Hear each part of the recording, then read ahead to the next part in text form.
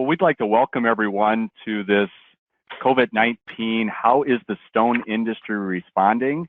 We have a roundtable discussion today, and I want to first thank you and welcome you to joining in today. A few of the logistics of today's call: all phone lines will be muted.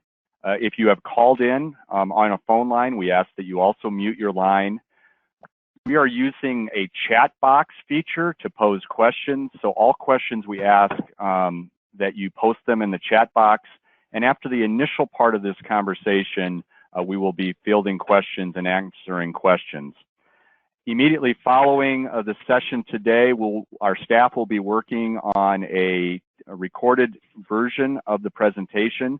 We will be sending you a copy of the presentation, but also asking that you follow up and respond to a follow-up survey where we're going to be asking for your impressions on today's webinar and also asking for feedback and advice on additional webinars, future topics that we can present to the industry in the upcoming weeks.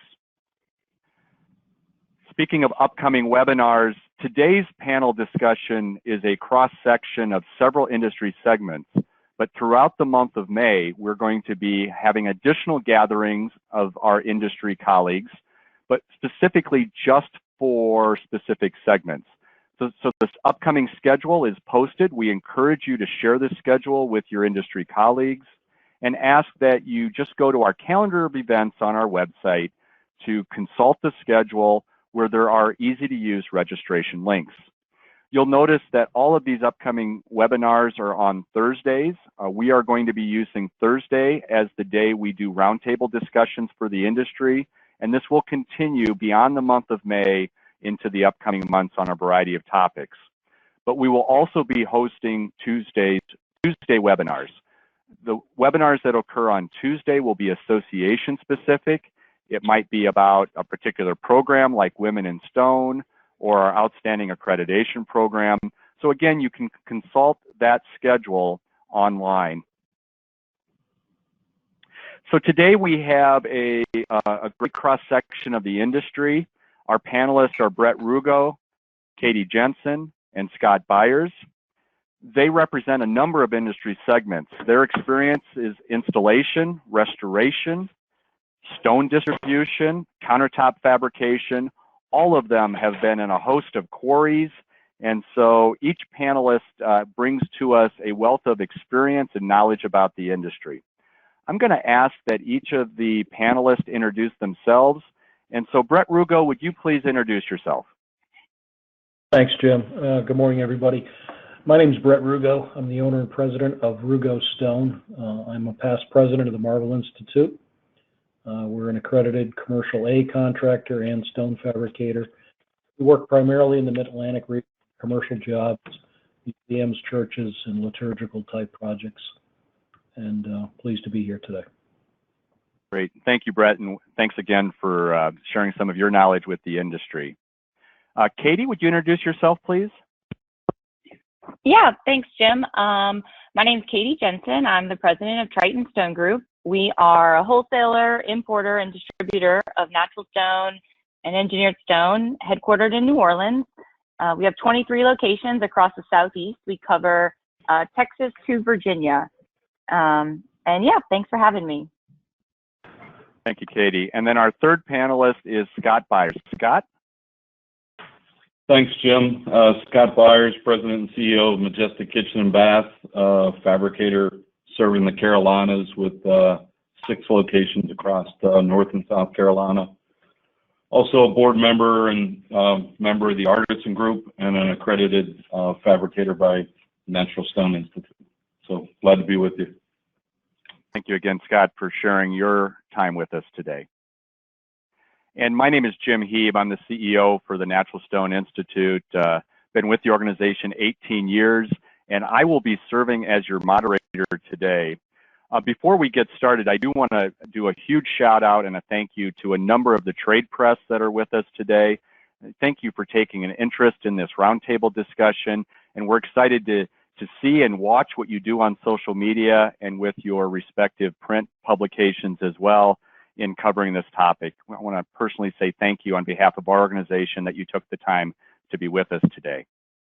So our agenda is each of the panelists are going to share some of their experiences about COVID-19. You know, for many areas of the world, we're having conversations about going back to work and how to do that in a safe manner. We're going to be talking about the experiences we've had. The Natural Stone Institute also 2 weeks ago did a survey, a member survey about COVID-19. We will share a little bit of some of the results of what we heard back from our members. And when it comes to your involvement today, we do ask that you utilize the chat box. We are appreciative of your involvement, and there will be a point in the second half of our hour together that I'll be turning to those questions and asking and posing those questions to our panelists. So again, we want to welcome everyone and thank you for being with us. One of the, for Brett, Katie, and Scott, one of the questions we pose to our membership is, how has COVID-19 impacted your business? We have some of the statistics that survey generated. I mean, a quarter of our membership told us that they either closed or were not working at all. 16% were working remotely. Some were open, but with a reduced workload. And I won't read all of the statistics. They're there in front of you. But this is what our members told us. You know, Brett, in the markets that you share, would you highlight a little bit about how COVID-19 impacted your workforce? And, you know, what did you do with your employees? And can kind of share a little bit of your experience from the installation and restoration world. Sure. You know, when COVID first started to gain traction in the press, I'm pretty proud of our HR staff because they really got ahead of the curve on preparing the mindset in the office that this was an unusual virus and it was going to pose a lot of challenges to the way we work and where we can work. As various states started to mandate the change in rules, we started issuing daily memoranda to all of our staff, both the construction staff in the field and on projects, the factory staff, and of course the office staff, to update them on what our plans were and how we were following the CDC guidelines and the various mandates that were coming out of the states. And of course, we work in the Mid-Atlantic area, so there's a lot of jurisdictional issues. Maryland, the district, Virginia, we do work in Pennsylvania, et cetera. Fortunately for us, we only had one state completely shut down. That was Pennsylvania. It looks like it's going to be opening up in a week. So that was only one project for us, but the lion's share of our work has remained open. There have been jobs that closed for 1 or 2 days as various COVID cases were vetted and or confirmed.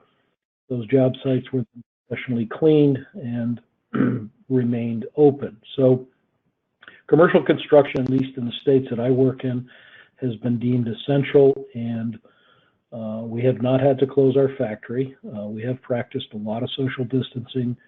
We started using face masks probably 4 weeks ago. So everybody on staff professional staff in the office, most of them aside of the 20 that we have, about 4 people have been every day in the office, separate offices, not taking hands, wearing masks, washing hands constantly. We've been very vigilant about not having any visitors unless they have a mask and or go through a sanitization step that we established at all the entrances to the property. The job sites have been a lot more difficult because you're dealing with lots of different folks from lots of different companies, lots of different personalities, and what we have found is that it's been fairly safe on the exterior of a building. The virus doesn't seem to spread or get passed from one another, but there have been cases on the inside of buildings where we seem to see statistically more cases popping up between the different trades. It's been a challenge. We've had a couple of close cases, no real confirmed for us. And the reasons for that is that not every state seems to have an adequate inventory of tests or test people that don't have all of the pre-existing conditions in terms of age or respiratory or blood pressure and all these other criteria that the CDC and the doctors have seemed to use. We have struggled through it.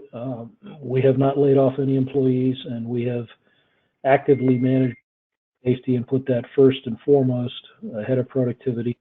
And so far, so good. The staff has held together. They are getting tired, and it's put a lot of burden on those people that do come into the office and have to shuttle paperwork and process a lot of the things that can't just be done electronically, but that have to happen to get a payroll out every single week and to maintain all the other routine items that have to be done. So all in all, I think we've responded quite well as a company.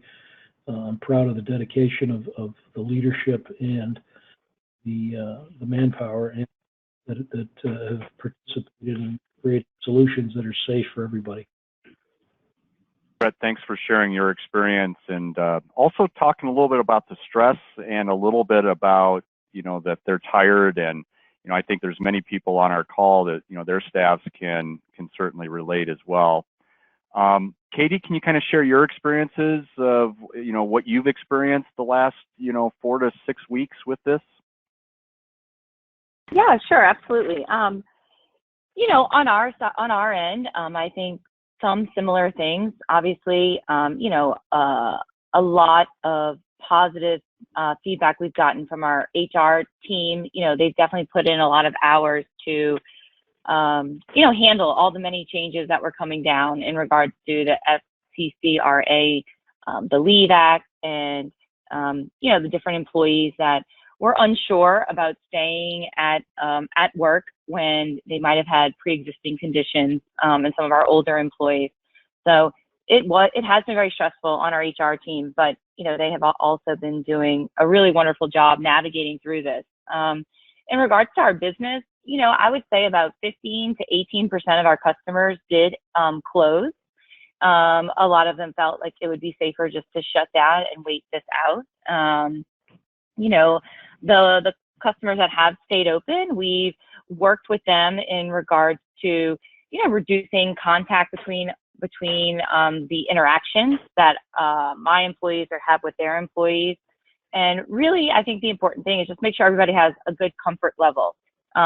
We spoke to our employees about when they are interacting with customers, they are in charge of their own personal space. And I think that was very important for them to understand that it's not offensive or rude to tell someone to, please back up, please respect the social distancing space. So it was a lot about empowering our team as well and make sure that they felt comfortable. Because I think that helps them get through this. Yeah, it's been a very stressful time. So that's, those are some things. Katie, thanks. And Katie, all of your facilities have been open. You've kept all 23 facilities open? We were able to, yes. We did end up shutting down our showrooms to walk-in traffic. So our warehouses that were open for deliveries, and then we've instituted an appointment system. So we're offering virtual appointments to clients as well as tagging appointments. So they're able to come in for 30 minutes or 1 hour, 2 people max, and that's allowed us to monitor the flow of people in the showrooms. Thank you. And Scott, can you share a little bit about your experience with your business the last 4 to 6 weeks? Yes, we focus on 3 kind of sectors in the market. So new home construction, commercial, and we'll call retail or rehabilitation of existing. Pretty much right away, we shut down the retail aspect of it. So we had showrooms across North Carolina and South Carolina to limit the traffic in those locations. So obviously that impacted our business kind of right out of the gate from a retail perspective. New home construction really had continued. We've started to see some slowdown here in the last week as builders kind of get through their inventories and their properties that were in place. Commercial has been almost the exact opposite, to where it's really kind of picked up. Either projects that were well scheduled in front of this for people who needed some things as a result of adaptations that needed to kind of occur. So, a little bit of a mixed bag for us, from a team perspective. Great team, kind of jumped in really across the board. We established a health and safety committee that was cross-functional at all levels and all parts of the organization. And they really took a leadership role to make sure that, various different elements were handled, whether it was addressing break rooms to making sure installers had packets to be safe as they're out installing, both for either our customers or, other trade partners that might be in the home. And then, as negative as this whole situation is, it is heartening to kind of see how people kind of come together and pick up for each other, whether it's stepping in for someone else who might be out or just doing what is necessary. So it does kind of take you back to the basics of what's needed, and everybody kind of refocuses where their attentions are as to what's important for our clients, our colleagues. So it's been heartening. So very, very proud of the team that we have here at Majestic. I think, I've had a chance to talk to each of you individually, and I know, several of our companies that are listening in have done some similar things, is, to have a good cross-section of their team that's tackling and looking at every safety element, because, when you have different perspectives, it just makes the overall work product so much better. Things that I don't think of, a colleague will think of. So thanks for kind of sharing, that first question. I want to continue to encourage you to be posting questions in the chat box. We're going to talk about a couple topics, and then we'll be reverting to the chat box. So each of you in your opening kind of touched on precautions that are being taken for workers and end users during the pandemic, whether it be supply of PPE or how your employees interface with customers. And Katie, what's that new experience look like? What about working from home? Scott, can you kind of share some perspectives of what you've been experienced just in the general PPE supply chain of what you've been able to get your hands on, but share your experience with supplies. Yeah, part of the challenge is, we have 300 plus people on our team. So, getting supplies and being able to make sure that they're safe and secure and carrying out their actions are critical. I think the biggest thing is being flexible. And kind of anticipating some of the challenges that are out there with PPE. So it is one to where we have struggled from time to time and had to innovate and adapt our way around it. We're just starting to put out a ready to work program to where we'll kind of start to bring our remote workers back and want to make sure that we have a structured approach for them. And, PPE is definitely a challenge with that. And so, the biggest thing is to try to constantly adapt to kind of the changing conditions. So, we use cloth masks, to mitigate the reliance upon more the health grade type masks. Sanitizers, we've had people constantly looking for those. So engaging that team and making it much bigger than just one or two people. We have 20 people that are actively kind of searching locally as well as nationally for different supplies. We're currently in the need of thermometers. So if anybody has a focus or where those might come from as we start to bring people back as part of our ready to work program, we're going to start to take temperatures and things of that nature. So it's important that you just really adapt to what the conditions are, because whatever it was 2 weeks ago is definitely a challenge, and a different challenge in the coming weeks. So again, I go back to having that team and having that team engaged in all aspects so that you can source from a variety of different places. Brett, can you kind of share some of your experience as far as precautions you've taken for your workers And I know your team's done some creative things with supplies you can't find in the store anymore. So can you share, please? Yeah. As everybody knows, finding hand sanitizer and even soap has become a real difficult task, if not impossible. So about 3 weeks ago, we started making our own hand sanitizer. We bought, 4-inch tall, small plastic vials. We got all the components that we needed. The main component is isopropyl alcohol, which we have 50-gallon drums of here for a lot of our cleaning purposes. And so we set up a little shop that sterilized all the containers and created our own hand sanitizer. And we regularly issue those sanitization vials to the foremans. About 2 weeks ago, we ordered a couple dozen thermometers, and we now have those digital handheld pistol grip thermometers in place, and we use those on job sites. We take the temperature of all the employees and make a quick pass-fail, and we use 100 degrees as the temperature.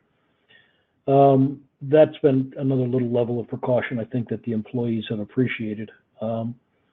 We spent a lot of time cleaning tools that have to be shared. We don't just pass them from one person to the next, even if two guys are working next to each other. That's been a little bit of a challenge. Cleaning the trucks constantly, side cab, and trying to limit the same driver to the same truck all of the time so that he's in his own space. We're not, at least in company vehicles, we're not allowing any more than one employee to travel together. So that's been a little bit of a hardship, but again, it's all in the good spirit of a really good, safe process. Katie, I know you have a couple experiences you'd like to share. One, can you talk a little bit about what you're doing with your delivery drivers and their new protocols? And then also, can you start to talk a little bit about that customer experience and what you're doing at your company? Sure. Yeah, absolutely. So, this COVID-19 has really, I think it's made a lot of companies implement some things that they would have slowly rolled out, but it made everyone quickly react to it. So it's allowed us to go paperless. So when we're delivering stone and also selling our tools and sinks, instead of having our customers, sign on the packing list, we're doing everything paperless. So the drivers are simply giving them the paper, they sign it, and then our driver's taking a picture of it, and then we upload it into that customer file. So trying to reduce the different touches between, again, our employees and our customers. For the customer experience, we never had appointments before. We always had walk-ins, and we would have around 4,000 people a month come into all of our showrooms. We have 23 locations, as I mentioned. So we had a lot of traffic coming in and out of our showrooms. So once we shut down those showrooms to walk-in traffic, we had to upgrade our website and allow online booking for appointments, and then also a live chat feature. This has been, it was quickly embraced by our customers. I think in April, we had over 1,000 appointments that were made, and it was just better for both sides of the experience. And the other option that people could request online was a virtual appointment where our team would actually connect with them via FaceTime or Google Hangout and would pull their tile samples or lay out the slabs that they were looking to tag and then virtually show them the material. And that was another, option that we were able to quickly pivot and offer to our customers. So not something I think we would have done if this hadn't happened, and definitely something we will, continue in the future. Kind of on the subject, there were a couple comments in the chat box specific to what we've just talked about. Brett, when you did that, made your own hand sanitizer, those recipes are pretty common online. Where did you source that? Yeah, Mark, one of our vice presidents, went online, and he's got a little bit of a chemistry background, and also reading the product data that's on the back side of a lot of the sanitizers that we were buying. He came up with the formula that we felt was safe and appropriate. It's a little more viscous than what you get at the store, but it certainly is functional and germs. For all three of you, specific to the mask, I know in some cases those that are wanting to get N95 mask, it's difficult to get right now. What alternatives have you offered, if any, if you can't find the N95 mask?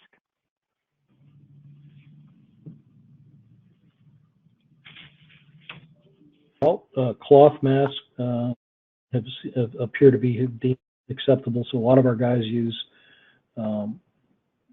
cloth masks. Some have been homemade. Some are surgical type masks. The N95s are very, very hard to get.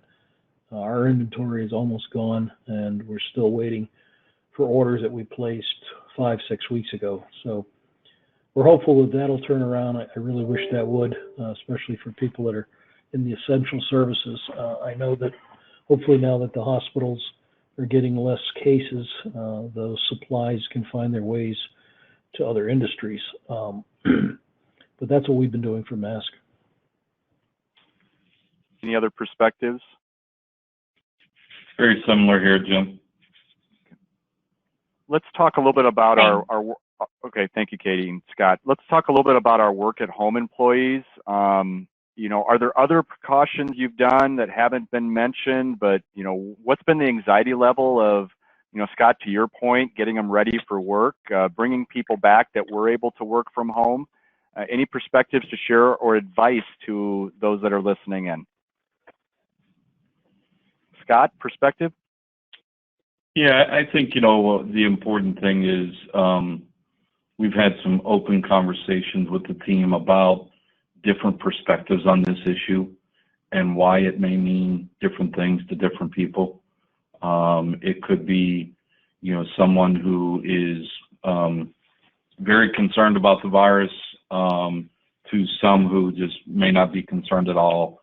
And, getting the team to kind of talk about some of those differences have been very helpful. So somebody caring for, a child that may have some immune deficiencies and things of that nature kind of helps make it real for everybody as to why it's not about, you and it's about us. And so having those conversations happen among the team has been very helpful to kind of level set everybody as to why this is critical. And obviously people have different opinions, but once they start to understand where colleagues come from, it's been helpful. And then making accommodations for those that do have challenges. So we have worked and we'll continue to work with them, through a remote work site and making accommodations on their part. So it's we're all adapting to kind of the new normal. Brett, anxiety levels with the work from home employees or other things to share? Yeah, we've had a couple of cases where people just simply didn't want to be in the midst of projects that had confirmed cases or near misses.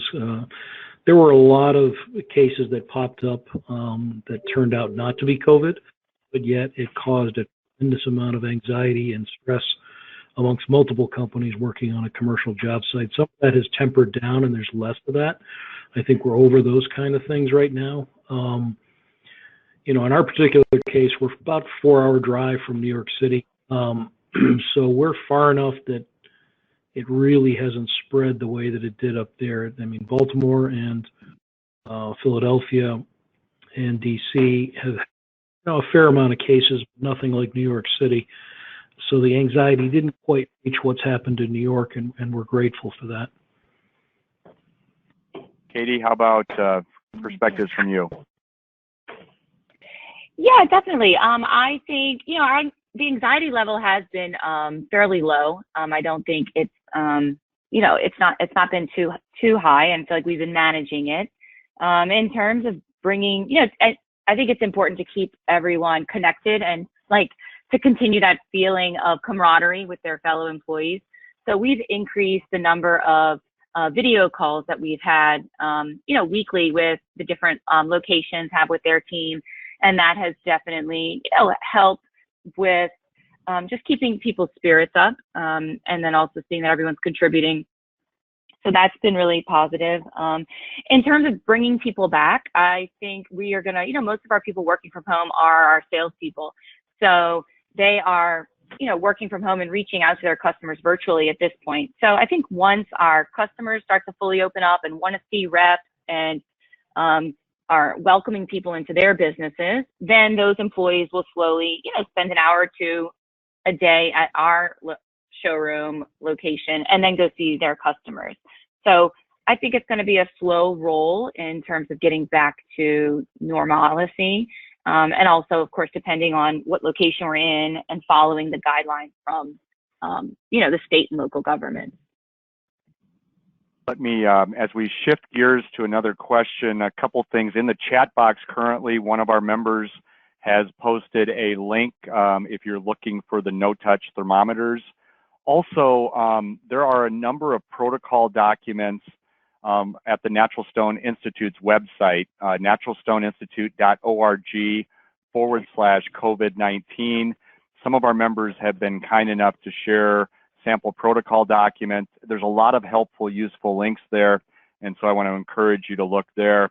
One of the things I know when there's a crisis or, there's a disruption in the marketplace, companies find a way to innovate and become creative. So, I'd like to ask, what new creative things are you doing that you are comfortable sharing that you weren't doing before? And so, Katie, what are you doing, and what could others gain from some of the creative things you're doing?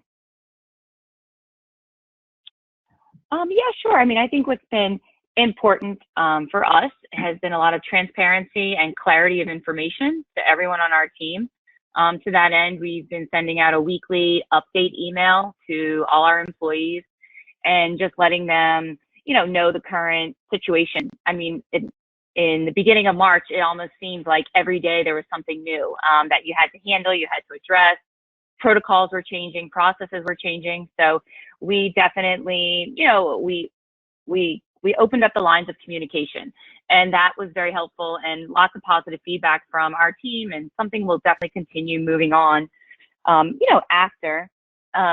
In addition, we have kept everyone employed, and obviously our traffic has slowed down. So we have people that are, I don't want to say not doing anything, but now they have bandwidth to work on some projects. So we've been able to work on some sales specific projects and have now some new teams of people working together that wouldn't have had the time to work on these things before. So I think just capitalizing on all our employees and making sure that everyone is, feeling that connection, because that's been important to get everyone through. Brett, there are a number of folks listening in that are in similar world that you are. They're on commercial job sites. Can you share some of your experiences about creative things you've done just to get work done and keep work moving?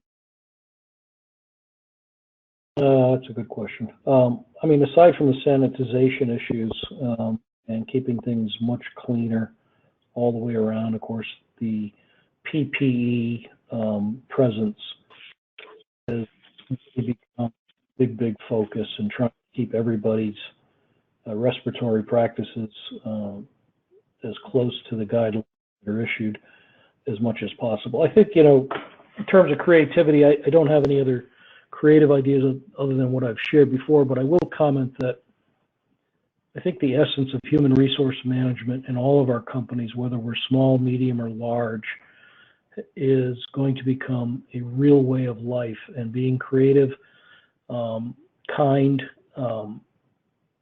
forceful when you need to be, and transparent about the company's plans and obligations to the employees to keep them safe, and trying to comply with all of our external customers' mandates on COVID mitigation, which vary from job to job, has become a real challenge. So I think our human resource managers have done a really good job at that, and they're becoming much more adept at these type of issues and getting employees to fight.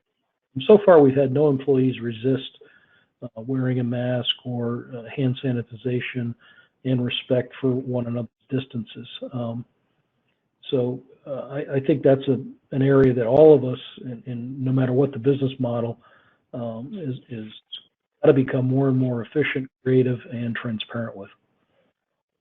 Brett, I think that's a good summary because, we have companies of all sizes listening in right now, and some of them don't have the size or structure to have a dedicated human resource department like several of you have referenced, but those key words of being transparent, being kind, compassionate, while still being firm and getting the job done, I think is good advice for all of us. So thank you, Brett, for sharing that. Scott, how about your company? Creative things, innovative things you'd like to share that others maybe could borrow what you've done and implement in their own company? Well, I think, we've been kind of a traditional company by and large, how we've engaged our clients. So over the last couple of weeks, we've, made more and more effort to be digitally engaged, whether that's, hosting a happy hour with a customer on a Zoom video to, putting our product into a digital storybook so that we can share more easily and effectively during this time. Also, just being more, engaged, constantly calling, seeing how we can help our clients has been a big benefit as well, to the point that we've, done things that, fixed other people's work, and done some things to help our partners so that their issues could be handled. So, really kind of focusing a lot on the relationships. We've tried to have fun with it as well. We even had a team member who he says he was a singer at one time in his life who made a video and about us wearing masks and why that was important. And so, we've tried to bring some levity to it as well. We definitely need to make a bigger investment in singing lessons based upon what I heard, but it definitely helps make it a little bit more fun to kind of lighten the mood, but also kind of stay on topic and focus what's important. Right, absolutely. In the chat box, there were a couple questions specifically to guidelines from OSHA and what do we anticipate from OSHA. And my colleague Mark did post a couple links. We are monitoring what OSHA is doing on a daily basis, and as updates are becoming available, they are also being posted to the COVID-19 page. For all three of you, I think one of the things that's very clear is that some of what we're doing today is going to stay with us in a post-COVID-19 world or environment. Katie, what do you anticipate staying, and what are you preparing for as far as procedures or guidelines or how you interact and conduct business? So we are definitely going to continue the option to schedule appointments online. That's been a great success for our team. I think we will, of course, open up our showrooms where, we gave all of our employees reusable face masks, and they're able to, according to a lot of the state rules that we're in, employees have to wear them.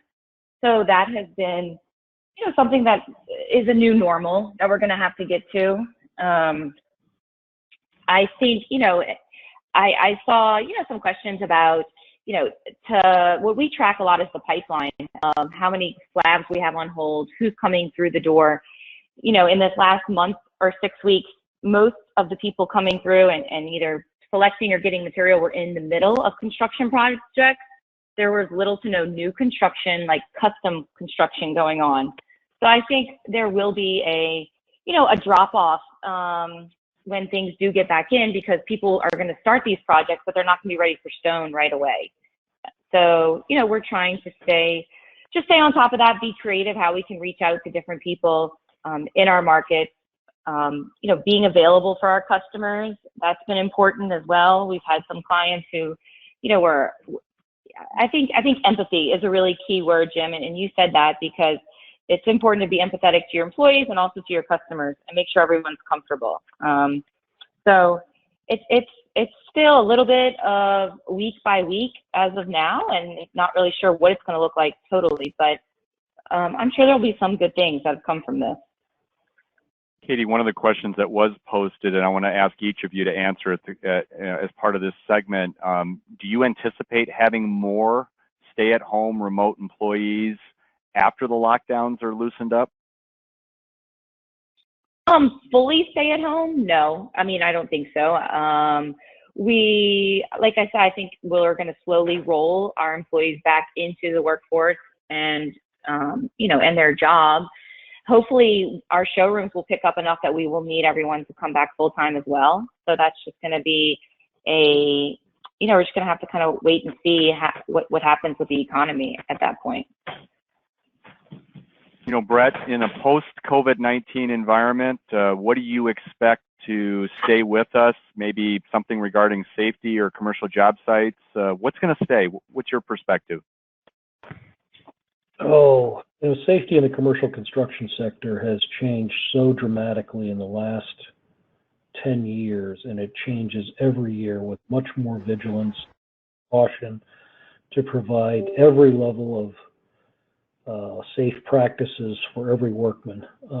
It's really, really changed. And I think this particular virus and the fact that it's so contagious and so dangerous to especially older people and people with some of the pre-existing conditions makes me wonder that once a vaccine is endorsed by the FDA, produced, if that won't become some kind of a mandatory requirement and proof of having the vaccine before you enter environments where you have to share space with other people and other companies.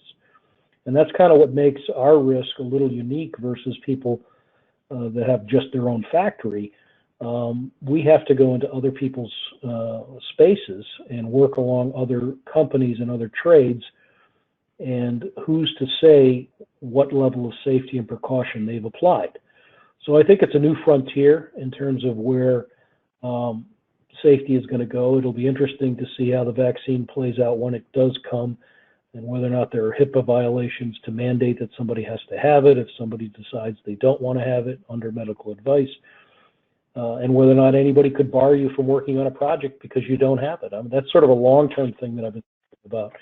I mean, the short term is just going to be a lot of transparency, a lot of communication with your client about any potential case, really good safe practices, and a social responsibility to point out anybody who's just being a real cowboy or cavalier about the issue and not respecting good practices to mitigate it. You hear about these parties in the younger generation that's happening, and they think they're immune to this whole thing. The same thing happens in the workplace. You'll get people that just think, hey, I'm young, I'm strong, I don't need to follow the rules. But they can still be a carrier, and they can still transmit it to other people who may not be as young and as healthy. So I think we're going to have a lot more social respect for one another and empathy, and everybody's got to take a bigger personal responsibility for their own safety and the safety of others. I mean, really, the safety of others starts with the safety of yourself first. So I think that we're going to be in a cleaner environment all the way around, number one. And number two, I think we're going to be in a much more cautious environment. And then I'm very curious to see how legally the vaccine plays out. Brett, for that. Brett, any intention on having more remote employees after this, or you're hopeful to get everyone back on the right timeline that's safe and comfortable? We are bringing people back kind of on an alternating cycle so that we don't have a full staffing in the office, but we have a rotation so that 1 week we'll have a certain member of accounting is in the office 2 days. The following week it's the other member of accounting for 3 days. Same thing with project management, estimating, and that sort of thing. We've done a lot of social distancing to break up people that were in close proximity so that if you are here all the time, you're at least 20 feet away behind a closed door. And if you do leave the room, you have a mask on. We have sanitization stations throughout the office and factory space. So I'm not a huge fan of home offices long term. I think that in our particular industry, there's um, just more efficient to be working amongst each other, but we're basically seeing that this is going to go on probably well into the summer, and then of course nobody knows what this second wave is going to present to us if and when that comes. So we do want to get everybody full time back, but for the short term we are cycling. You know, Scott, in this post-COVID-19 environment, can you talk a little bit about what you see staying in terms of like maybe employee relations? Yeah, and I'll kind of touch on a couple points too. I mean, I think, Brett talked about safety, and I think, that's one that's definitely going to carry forward for all of us in the industry. Not that it didn't exist, but I think it's kind of a refocus on that. Obviously the cleaner environment, the sanitation of a site and what goes on. I think those are good habits that, will carry beyond this, that we will all get the benefit for. And so, with that, I think, leadership is a big piece. So it's, again, it's constant communication, making sure people know what's happening, try to kind of communicate weekly to where people have more transparency. So I think the employee engagement aspect is going to be even more important as we go forward and go through, what could be a second wave, and how we progress forward as a society. So I think safety will be a good benefit for all of us in this industry, and one for us to refocus on as an industry. Speed and price are always important, but safety has to be paramount. You talked about remote workers. I don't know that we would necessarily encourage more remote working. I think we've gotten much more comfortable that it can be done. It can be done effectively. And I think we'll be more open to accommodating people with, I would say, maybe more ad hoc schedules. So the ability for someone to work from home for a week or for a day. I think, people have just gotten much more comfortable seeing the productive aspect of it. And then the use of technology. I think, it's forced all of us to kind of find some new creative ways to do some things that maybe we wouldn't have spent time doing before. So, the video chats, can be a very productive method to engage people, and I think we've all found that out. And so I think those are some of the things that'll carry forward. But again, back to the employee piece, focusing on that safety of the team members is going to be important, not only here, but the responsibility that we carry into the work site for our own employees, but also, other trade partners. Hopefully, as we go down the line, here in North Carolina and South Carolina, initially we started with various different orders by county, which became very problematic. And we worked with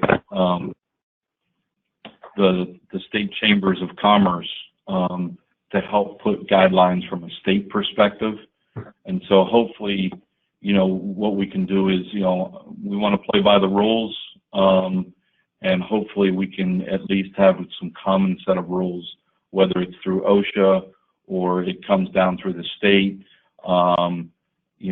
Having a job site by job site is going to be very problematic. So hopefully there'll be some regulatory aspect around this as to what is reasonable standards in each of the locales would be very beneficial. So we've worked through our chamber, and that's been very productive, and would encourage other people to think about engaging that way so that they can think about how to scale whatever regulatory burdens kind of come out of this appropriately. Thank you, Scott. I know that Brett, Scott, and Katie, you've all been watching the chat box during the discussion today, and we had planned on talking supply chain as well. some of the questions that have come up is, with the supply chain, are we having issues with getting supplies to the job site, Brett?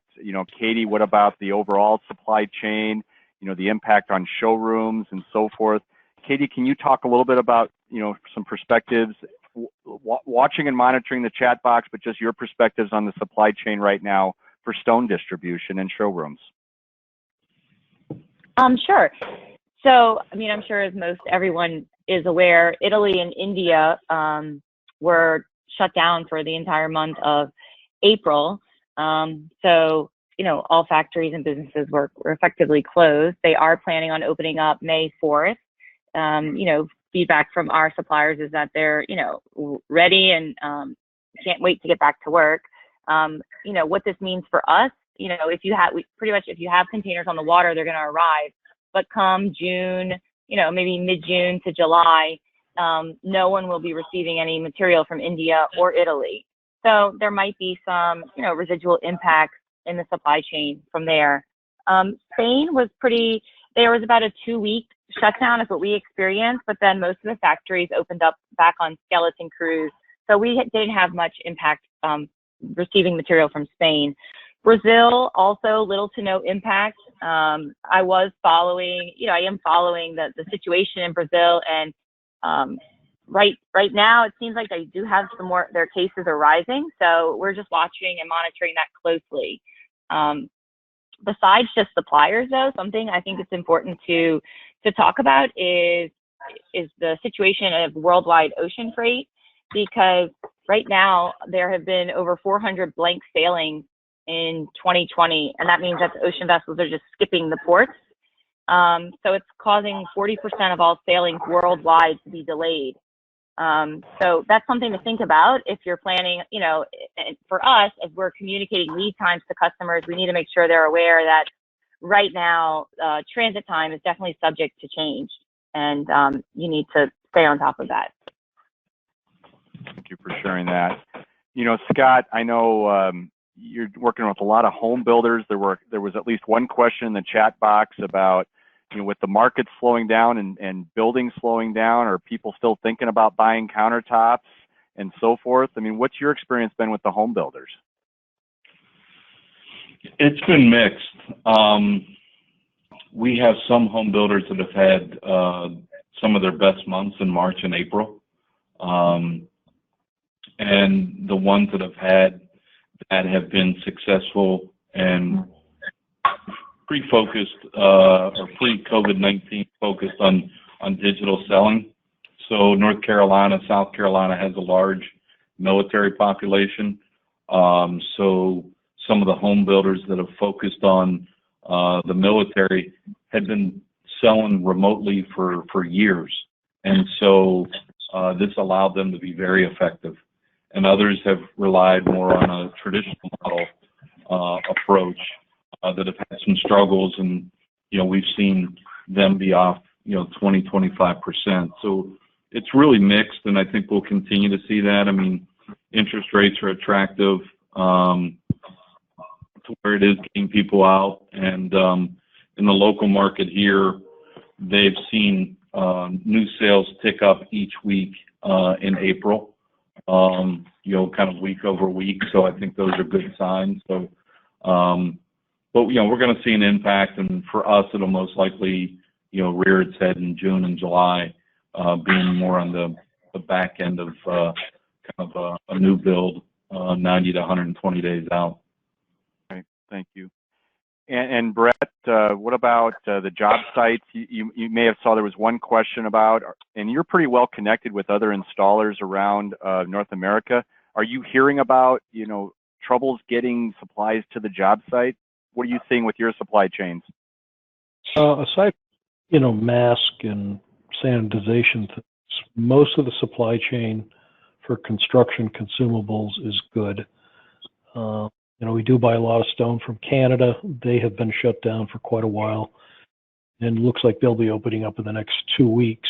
We have experienced containers that departed right at the onset of COVID in Spain and Greece and Italy that normally would take 3.5 to 4 weeks to clear customs on the East Coast, and that dribbled to 7 weeks. We got hit with surcharges for $500–600 per container because there's a lack of containers in Europe because they haven't been receiving consumable goods from China. So we've seen some of those things.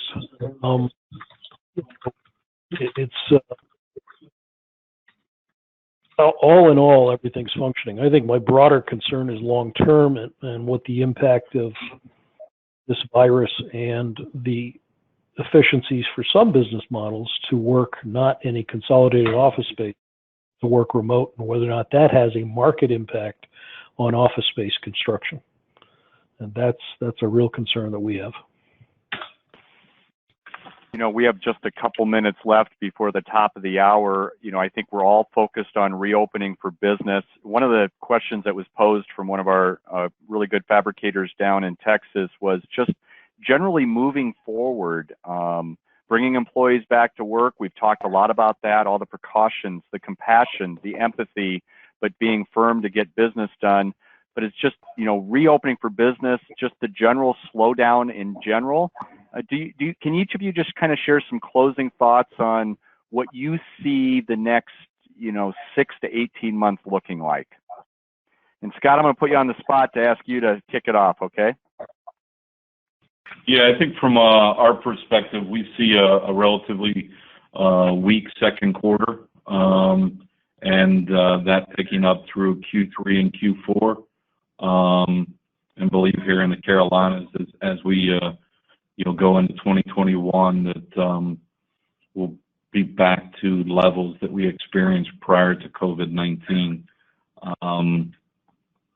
So that's how we're forecasting it based upon here in the Carolinas we have a housing deficit, so there is a need, and we also expect some activity from we've had migration from other parts of the country to the Carolinas, and would expect that would continue in the coming months. So long term, over the next 18 months, we think we'll be above where we are today. Between then and now, it's going to be choppy and tough in Q2 and Q3. Brett, your perspectives, reopening for business the next 6 to 18 months? Every time there's an economic crisis, the government will rush to put money into the economy, which is good for all of us. Whether or not that's going to create demand for natural stone is another matter. Unfortunately, what happens when the economy gets nervous is that private money steps back and it's cautious. So to my comment of before, a potential drop down in office space, I'm a little bit concerned about the long-term view of centralized offices for various. We're solid for the next 2 to 3 years. We're in a very good position. We're very fortunate.